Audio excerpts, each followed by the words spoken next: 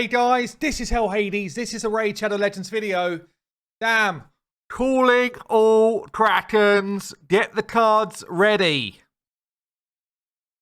I am a little bit excited for this ×10. It's going to drop tomorrow.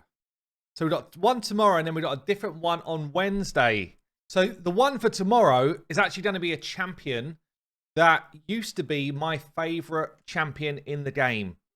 And then they kind of nerfed it to hell, and you're like, damn, now he pretty much barely gets in a team, which is sad. But during this Clan v Clan, the first day up, we're going to have old shiny kneecaps himself. He still shines them up for us. We still get a good old shine on those kneecaps, but unfortunately, he is no longer the champion he was. The next day, we've got a better one, but let's talk about Septimus first.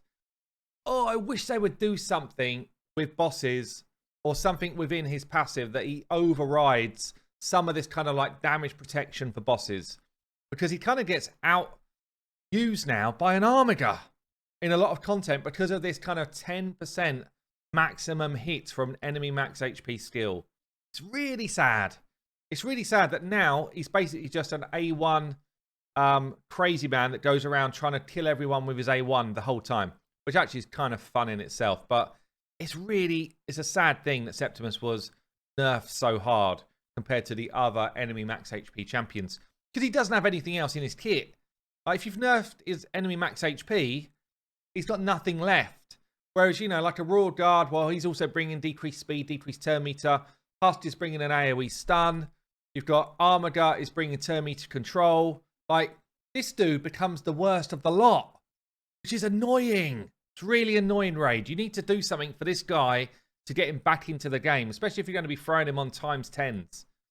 He is being used a bit, I'll be honest, on this Iron Twins.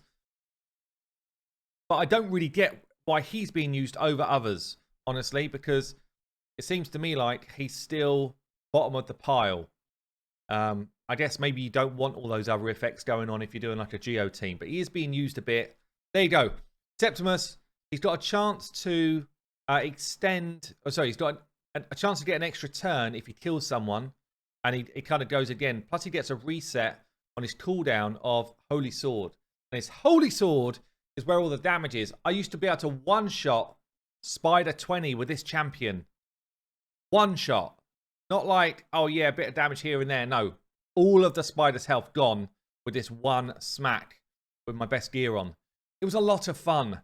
I used to be able to like take him all over the place, but since they kind of did the change to enemy max HP for 21 to 25 and a lot of Doom Tower bosses, he is fairly useless with this. He does have a cool passive though, so each attack's got a chance to increase duration of all debuffs. Sometimes he gets into some funky clan boss teams because of that. So he's just going to kind of like spiral up debuffs on the clan boss. If you're working your way through clan boss and you got him, he should be in your team. If you're working your way through dungeons and you got him, he should be in every team. But once you get past 20 and your teams become more specialized, he tends to get booted out. So this is where the Krakens come in though. And I'll tell you what, I'm going to be spending in a period where I normally wouldn't. Like I normally would not spend on a clan versus clan, try and get a 10 times type of pull, right?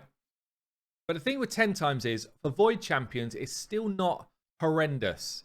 Yeah, you've got like a couple here. Most factions have got 2 or 3, so you times that by 14. So you've got, on average, I don't know, maybe like 50 odd Void Champions, a bit less probably.